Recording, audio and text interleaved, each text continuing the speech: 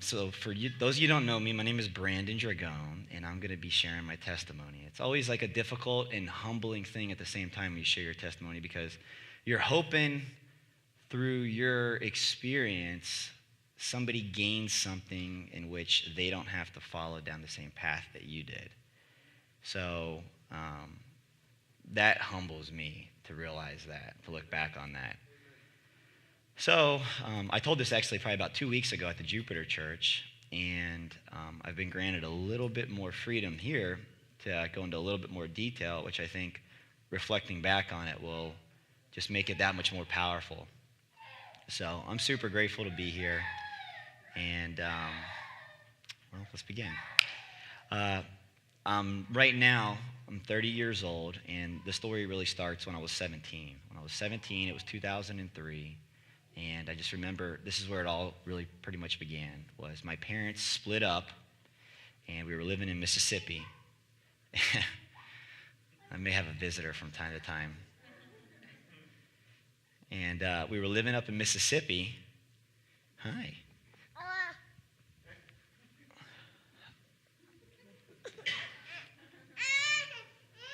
And while we were up there, my parents split up, and I just remember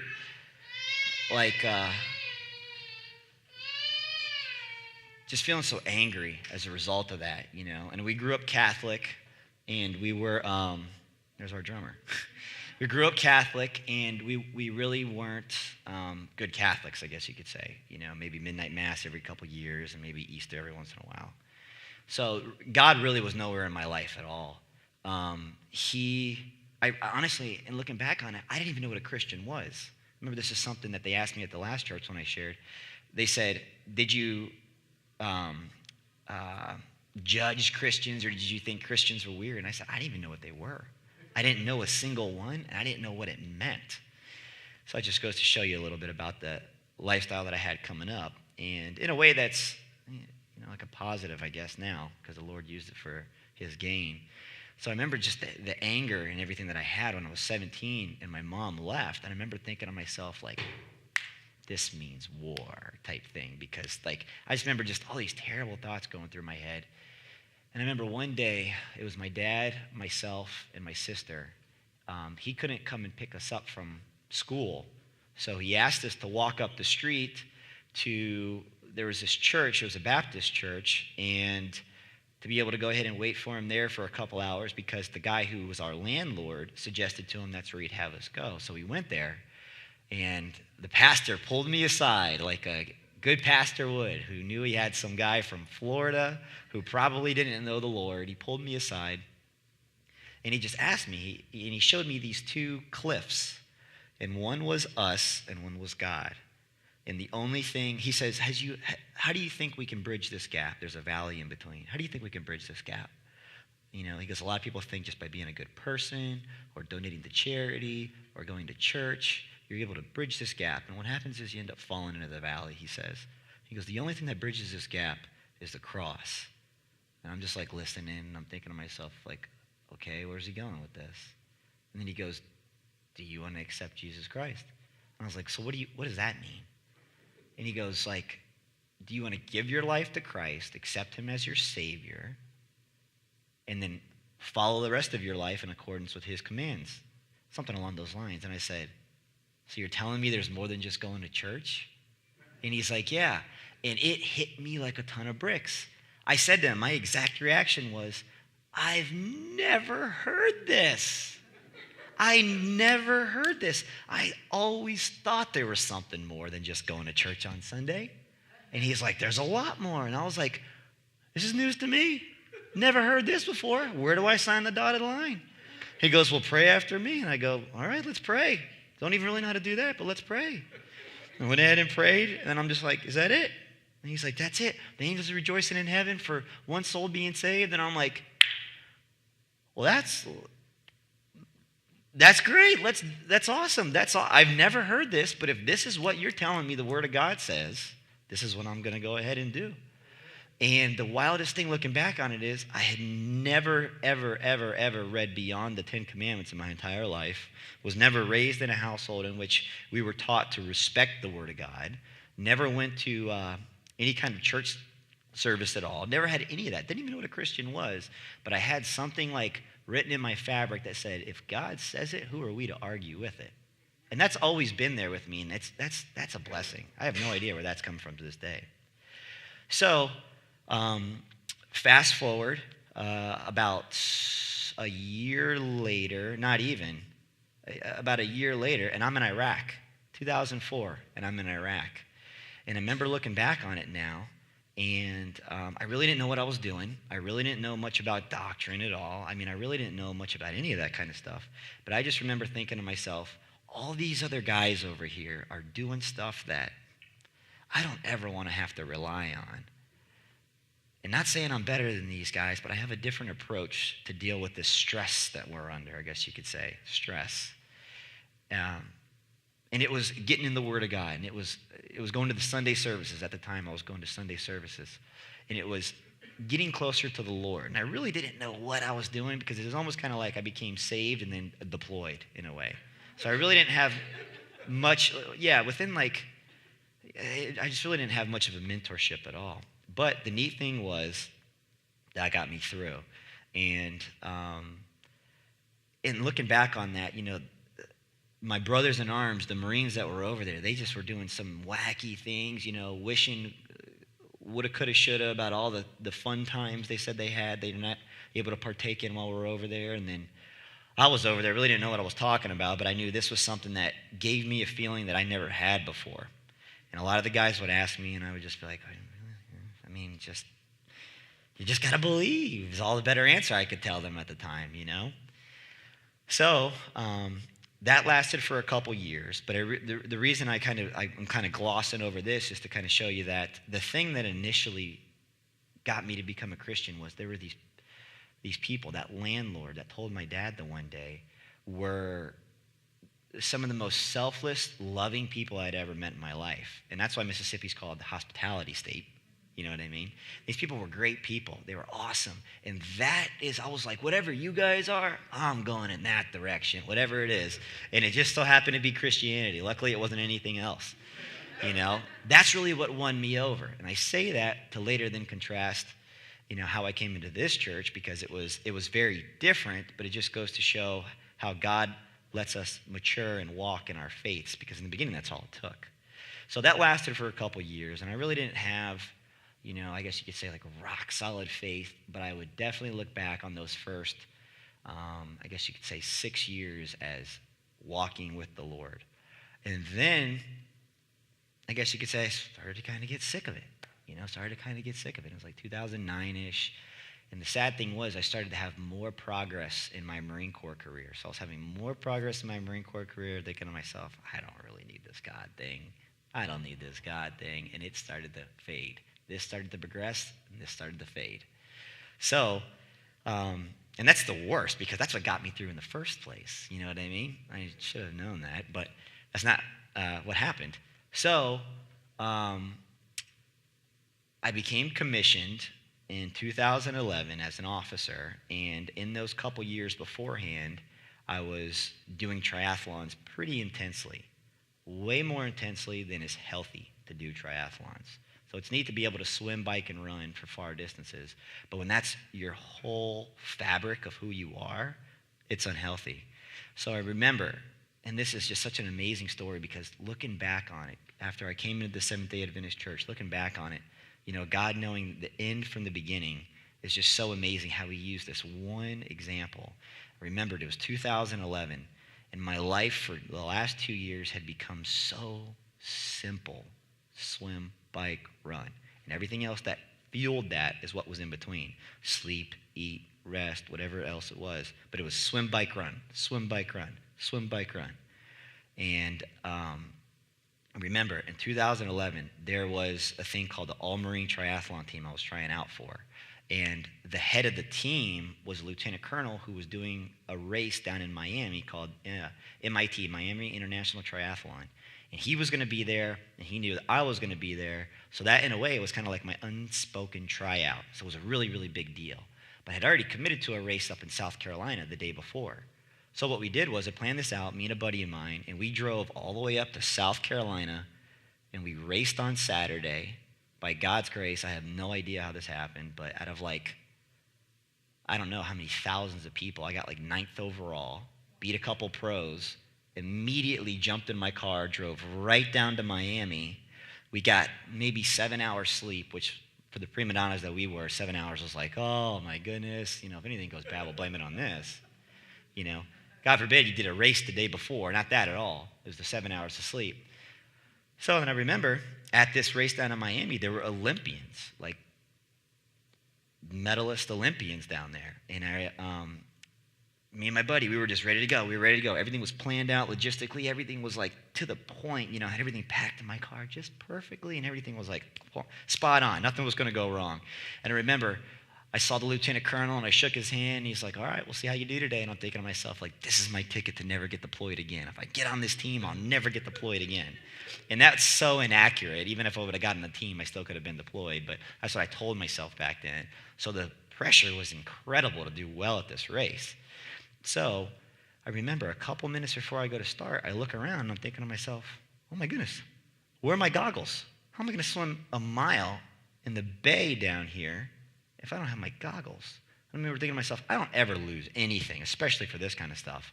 So I start freaking out. So I ran across A1A, went all the way up to the 11th floor of where our hotel was, scour the entire room, rip it apart. It looks like somebody's looking for a sack of diamonds or something like that. And I don't see anything, so I run back down, and I'm thinking to myself, maybe it's in my car. My car is in a locked parking garage, and I remember somehow convincing some random guy who worked there to let me in, and then I go and I get in, and I look at my car, and it's not in my car. So then I run back, and I realize they're not here. And this race is huge. How am I going to go ahead and do this? So I come up with this great idea. Maybe the Olympians on their run out from the water will drop their goggles, and I can get their goggles, and I can wear them, and I can swim.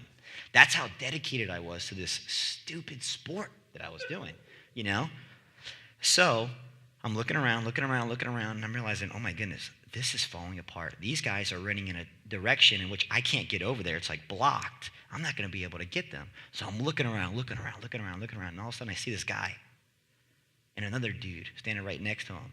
One guy's in clothes, one guy's in a wetsuit getting ready to start, but they both have goggles. So I realize this is my ticket. So I walk up to these guys and I say, hey, can I borrow your goggles? And he goes, you can have them. And I said, well, what's your number? And we have body markings all over, our leg and everything like that. So I go, what's your number? To the guy in the wetsuit. I said, don't worry about what my number is. He goes, I got a question for you. Do you know Jesus Christ? And I said, as I'm adjusting the goggles, yeah, I know him. All right, so what's your number again? He's like, no, but I'm serious. If you know Jesus Christ, let me pray for you. And I said, okay, fine.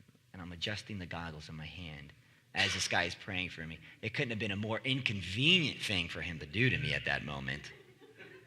So he's praying for me, and he's the athlete, not the guy in the clothes, and his wave's starting before my wave. So I'm thinking to myself, you obviously don't take this serious, because your wave's right up there about ready to jump into the water. And this guy's praying for me. He puts his arm on my shoulder, and I don't remember the exact verse that he said from Hebrews, but he prayed, and I could tell that for somebody he didn't know at all, he cared. So he's sitting there, and he's praying for me, and he goes, well, good luck. And I go, thanks. And I shook his hand, and I walked away, and I put the goggles on, and all of a sudden, like a ton of bricks, it hit me. My life had become nothing but swim, bike, and run. And this guy just asked me if I knew Jesus. And that's the whole reason I'm able to do what I'm able to do. And I blew him off as the most inconvenient thing that could happen to me at that moment. I'm like, what has my life become? And as the goggles were on my eyes, I noticed they started filling up with tears. So I'm thinking, my first reaction was, take the goggles off and get the tears. And I thought to myself, well, take the goggles off. People will see you're crying. So I left them on, and they started filling up. So then I would just discreetly just go like this, and the tears would fall out. So then I just realized to myself, what have I become? So there was this random bush. I don't know. It was in a concrete planter, 2 foot high and big enough to where I could go sit on it around the backside. So I walked over and I just sat down. I just thought to myself, and I just started crying. I think to myself, what have I become? This great ability, which, by the way, the faster I got, the more I realized how slow I was, because I realized there are people that are Olympians that are way faster. So it's It's the weirdest thing, it's the faster I got, the slower I felt, because I would always try to move up to another division in which I would just get my butt handed to me, but I wouldn't ever look at all these people that I'm beating over here. So it was really empty and it wasn't fulfilling at all. So that's the saddest part. So I just started crying and crying and crying, and they're calling my wave, and my wave's about to begin, and I'm thinking to myself, I at least got to go over there, I guess. I don't even want to do this race now. So I go to walk over there, and we had to jump off the dock into the bay, and as soon as I jumped off the dock and my feet hit the water, for the next 2 hours and 10 minutes, however long it took me to do the race, I was back in the zone. And then I crossed the finish line, and as soon as I crossed the finish line, it all just came back and boom, just nailed me. And I'm just thinking to myself, what have I become? I cannot believe this. So I walk over to some random tree about 100 foot away, and for 45 minutes I just started crying. I'm thinking to myself, what have I become? I cannot believe this. I've totally taken my walk with Christ. Not only have I sacrificed it, but then I've turned this other garbage over here, which does nothing for me but make me feel bad, turn that into my God. And I'm like, I can't believe I've done this. So the rest of the day goes on, and I try looking for the guy, and I can't find the guy. I want to give him goggles back, and I can't find the guy. So for a split second, I'm thinking to myself, this guy an angel? I don't know this guy an angel? Couldn't have been, because angels can't register for races. His name's actually registered in some kind of database to do this. So I went and looked the number up, and because we had done that wacky thing coming from South Carolina to Miami, I was in contact with one of the race director's assistants, because I had to go pick my packet up at 11 o'clock the night before, which was outside of packet pickup times. So luckily I had that point of contact, so I asked the point of contact, I said, can you look this number up, please? They go, we can't give out customer information, athlete information, but give me your email and I'll give it to him. And I said, fine, here's my email. So I go home later that day, never found the guy. Go home later that day, and this is just a wacky part of the story. I had a cat, and this stupid cat, as soon as you let the cat out, would want right back in. So this cat, as soon as I got home, I open up the door to go to the garage, and the cat walks out, and I think to myself, I know you're coming right back in. Whatever, you're going to stay out there for a couple minutes, chase some lizards or something. So I shut the door, and right when I go to shut the door, I think to myself, don't shut the door too fast. You've shut her tail in there before, Brandon. So I kind of shut it a little bit slower, and I walked over to the fridge and get a drink or something like that. I turn back around, and I look out the back porch, and the cat's in the back porch through the sliding glass window. And I'm thinking to myself, I know I just left that cat in the garage. So I went over to the garage, and I opened up the door, and there's no cat. And I look through the sliding glass door, and she is clawing, and there's absolutely no way to go around. This is enclosed. That's a garage. It's concrete. The door's never open. It wasn't open at all. And it was just a matter of a couple seconds. And the way that I took that was, that's God reminding me. That's the way I took this. That's God reminding me that He is in control of everything. And no matter if I can explain it or not, I need to realize that I'm not in control. My little life that I thought I was in control couldn't even manage to keep my goggles on my face.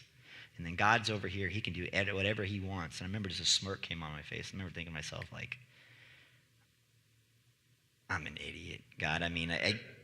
You're showing me right now that I know this all makes sense, and I don't know why I'm doing what I'm doing.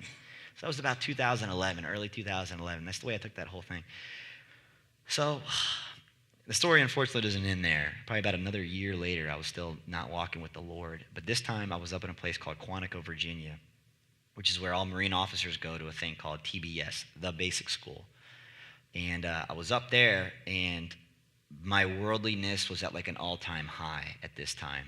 Because in the Marine Corps, it's almost kind of and it's not the Marine Corps, it's just I decided to go down the path of least resistance, which is the more worldly you are, the more you kind of are looked upon by your peers as well, he's cool. He's a cool guy. He's really, talks really bad, does a lot of stupid things, so on and so forth. And it's almost like this environment feeds itself in a way, and it's just how do you stop now? So this is 2012. And the wildest thing, literally for the last 6 years beforehand, I had been preparing for this 6-month-long school on my shooting, my athletics, my leadership, my land navigation, my everything. Everything I could prepare to get as best as I could, it was for the school that I was in. And about halfway through, actually about 3/4 of the way through, I ended up making some enemies with a couple of the instructors, and that didn't go well. So about 2 weeks later, these guys have me up on a thing called a performance review board for not wearing a shirt that I was supposed to wear underneath, because they said, if you can't wear a shirt and we tell you to, what else are you not going to do? And I said, well, that's kind of a big jump. And they said, it doesn't matter what it is. We're the instructors and you're the student. And I said, okay, fine. So make a long story short, I realized my worldliness and my self-preparation was getting me nowhere. The way I looked at it was there were people with a fraction of the ability that I had that were able to graduate, and I wasn't able to graduate this thing. And I'm thinking to myself, how is this not working? Just like a year earlier, I was thinking to myself, how am I forgetting my goggles? How is this not working? So what happened was, I remember one night, I was doing land navigation. It was about 11:30 at night, and it was a night course. And I remember thinking to myself, like, I'm so worn out. I can't believe I am not trusting on the Lord. So I remember just dropping to my knees in like the random part of the Quantico forest. I remember saying, Lord, I am so sorry for forsaking you for this entire time. And I know you want to be there with me. Please take me back and please show me a better way to go ahead and live life, because this is so unfulfilling. And that was like, I guess if I had walked away from the Lord, that was me coming back. It was genuine. I was pleading for the Lord to take me back because I knew I didn't deserve it, but I knew where I was going and the way I was handling it wasn't going to cut it. It was only going to get worse. Well, make a long story short, I was supposed to be in Quantico for 6 months, and I was there for 32 months. It really turned into David and Goliath in a way, because when that happened, and this is nothing against the Marine Corps, I just unfortunately ran into a bad apple. My boss mimicked more of Jack Nicholson off of A Few Good Men, that colonel. This guy literally was a colonel, and he was in the Marines. And if you can remember Jack Nicholson's character, take his face, and if you knew who this individual was, put his face there, and it's identical. Marine Corps colonel, so on and so forth, decorated, this, that, and the other thing. Whatever this guy said, if he said that these chairs were pink, well, obviously nobody in the Marine Corps debated him. Those were pink chairs. So, make a long story short, when that happened, before I ended up dropping on my knees and giving my life to the Lord, I did what I normally do, and I went back at him a little bit. So I didn't think I should have been in the position that I was in, so I was willing to show the whole rest of the world the stuff that they were doing. And they were doing a couple of illegal things. And make a long story short, over the next 2.5 years, nobody is going to believe little man on the totem pole when these guys say whatever they have to go ahead and say. So it ended up getting to the point to where I was, I was afraid to even sleep in the room that they gave me, because I'm thinking to myself, like, these guys, once you start coming out with secrets, like, these guys, like, not necessarily have ways of making people go away, but the point is, like, these guys will retaliate, and they did that. And make a long story short, I'm not going to mention his name because it's an election year, but I ended up getting a certain politician involved, and once the politician got involved, things really changed. And make a long story short, that's when I met my wife. We ended up getting married, so on and so forth. And what ended up happening was the Lord miraculously let the truth come out and delivered me. The whole reason these guys never wanted to admit it and understand it, the whole reason I never wore that shirt was because I had something called cellulitis on my back and on my hamstrings. And there was a skin infection. The doctors told me not to wear it. Well, sometimes the best thing you can do, at least in the military world, is no matter what the actual legit justification is just to go along with the flow. And I didn't do that because at that time I wasn't walking with Christ. I wasn't humble. So when that all came out, they saw that I was justified in doing what I was doing. However, they also were shown, the higher-ups were shown that these guys were not justified in the things that they were doing. So I remember getting a random phone call one day from somebody at the Pentagon. And the guy told me, he goes, I'm not supposed to be making this phone call, but your case has been reviewed by everybody up here at the Inspector General's office, and We haven't seen anything like this in 10 years, at least 10 years, including all 4 branches of the military, Marine Corps, Air Force, Army, and Navy. He goes, we've never seen a low-ranking military member file a complaint on such a high military-ranking member and it come out favorable. I go, what? He goes, your case got substantiated. And the tears just started flowing out of my eyes. This is like my justification. Over these, from month 5, I was not even actually month 5 and a half. I was 2 weeks away from graduating, all the way up to 32 almost, just before, probably about a couple months before. There was probably about, I think if I add the numbers up, 22 months in which I was public enemy number 1. And nobody believed the things that I was saying. And then throughout that, that's when I was growing. That's when I was growing in my faith, because I realized I can't do this on my own. And then I get that phone call, and I'm thinking to myself, are you serious? It's not just my word against his. There's like this 6-month-long investigation, and it's come out. And it's like I felt delivered, and I couldn't believe it. So then I tell this story because during that time, I'm checking out all these other different churches. I went to a Messianic Jewish congregation, non-denominational, Seventh-day Adventist. I had already experienced the Catholic Church. Before I went to Quantico, I went to Jehovah's Witness Church very few times. And so I looked into these. So I was starting to feel convicted about some things. So at the same time over here, it's just seeming like it's an endless battle that ultimately the Lord delivered me through. I then realized I had a choice. Do I just ride this out like any other person would and trust in myself, or do I trust in the Lord? So during those 26 months or 22 months, whatever the number I said was, that's when I started looking into things. And the biggest thing that I narrowed it down to was Messianic Jewish congregation or Seventh-day Adventist. Because I started listening to a pastor, and this pastor was more of a teacher than a pastor. And within about a month, I started feeling real convicted about this thing called the Sabbath. I really didn't know what it was. So I called the chaplains from on base, and I would talk to these guys about it, and I would say, surely the day doesn't make a difference, does it? And they're like, well, it depends on how you look at it. And then one guy was Messianic Jewish, so he told me, he's like, well, I think it does make a difference. And I'm like, how? Doesn't make any sense. It could be any day, whatever. We can do whatever we want. So I started looking into it more, studying more. And then all of a sudden, boom, something hits me called 2,300 days prophecy, 1,260 days prophecy, and 70 weeks prophecy. Never heard that before at the non-denominational church. Never heard any of that. So I started realizing, oh my goodness, God is telling us what's going to happen before it happens. And I, for the last however many years, at least when I was going to church, had never heard about any of this kind of thing before. Who's teaching that? I want to go where they're teaching that. So I look into it and I realize those two, Messianic Jewish a little bit, and Seventh-day Adventist. So I started looking into it. So I finally went, and I ran into another Marine when I was there. And I started asking this guy every rumor, every question I could think to ask that I have seen on the internet about Seventh-day Adventism to him. And he told me, he goes, look, God put the perfect guy in your life because I tried to study myself out of the church and got back in as a result.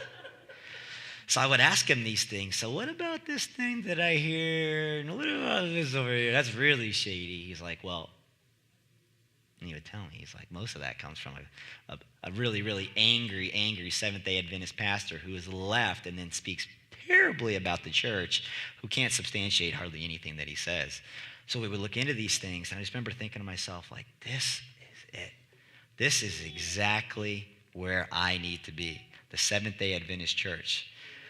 So, looking back on this entire thing, being in the Seventh-day Adventist church now, I realize it's a thin line to love our neighbors as ourselves, but then to realize there are a group of people that are trying to purposely set up the entire world. And what I mean by that is like the papacy. So I saved the best part to the very end. I finally got a hold of the guy who gave me the goggles. About 5 months later, he calls me and we talk. And I tell him the entire story. I was like, you would not believe what that prayer did for me that day. And he's like, oh, I'm so humbled. I'm so humbled. I'm so humbled. Thank you so much. It's not me, it's the Lord. And I said to myself, like, well, I really appreciate it. If I could get these goggles back to you, he's like, don't worry about that. So I'm like, well, tell me about you. And he's like, okay, well, I'll tell you about me. And this is the neatest thing looking back on it now, being a Seventh-day Adventist. He goes, my name is Chuck Bingo Cheka, and I am the CEO of Honey Baked Ham. And I said, really? He said, yeah. And he goes, I also have a son who's a Marine officer. And I said, really? And I said, well, where do you live? He goes, Atlanta. And I said, I'm coming up later this year for Thanksgiving to Atlanta. Maybe I can see you. And he's like, come on over. So I think to myself, that's really why I'm going to see if this guy's legit. So sure enough, we go over to his house, and his son's a Marine officer. His house is bigger than anything I could ever imagine. And the most amazing thing is, this guy has somebody from his church who's homeless, who he moved in because he realized he has extra space. So he moved them in. And it's the most amazing guy. And I look back on that now because as a Seventh-day Adventist, I realize it's really easy to sometimes be legalistic and think those who eat unclean foods are unclean themselves. And this guy is the CEO of Honey Baked Ham, as well as I asked him, I said, well, what church do you go to? And he goes, I'm an elder at the Catholic Church. I said, really? He goes, yeah, I'm an elder at a Catholic church. And I said, really? I cannot believe that. I never heard this from a Catholic. So the most amazing thing, looking back on this entire thing, how the Lord delivered me, how the Lord has taken me through this roller coaster up and down. And now I feel truly has gotten me in a church in which doctrine is preached, in which we have a message in which the rest of the world is going to be here shortly. They don't realize it yet, but yearning for the truth that we already have, knowing the things that we know now, knowing the things that the Lord has shown me over these last couple of years. It's so amazing because I didn't realize it, but at times in the past, he brought people in my life that he realized would be for issues that I would have as sticking points in being legalistic and showing me that these people over here love Jesus Christ just as much as we do. And as a result of that, it's just so amazing because, like I said, it's easy to blame the Catholic religion, but the problem actually is I guess you could say maybe in the leadership in the papacy, but there's so many people that were just like me that were just like, never heard this before. And as a result, those are the types of people who nowadays, with the present truth that we have, are going to be the ones who are going to be coming to us when the world here shortly starts to completely fall apart and coming to us and asking us, how are you guys okay and calm right now? And we're going to be able to show them the same things that it took a couple of years for me to get through my thick head and show this is exactly why God has these here for us, these prophecies, and has this love for us, because he says he has a more perfect way. So that's my testimony. I hope you guys have gained something from it, and hopefully you don't have to be as much of a hardhead as I was in order to realize that the Lord not only loves you, but he has something that he wants us to learn as a church and to take to the rest of the world so you can reach all those knuckleheads that do stupid stuff like swim, bike, and run every single day. So, with that being said, thanks for your time.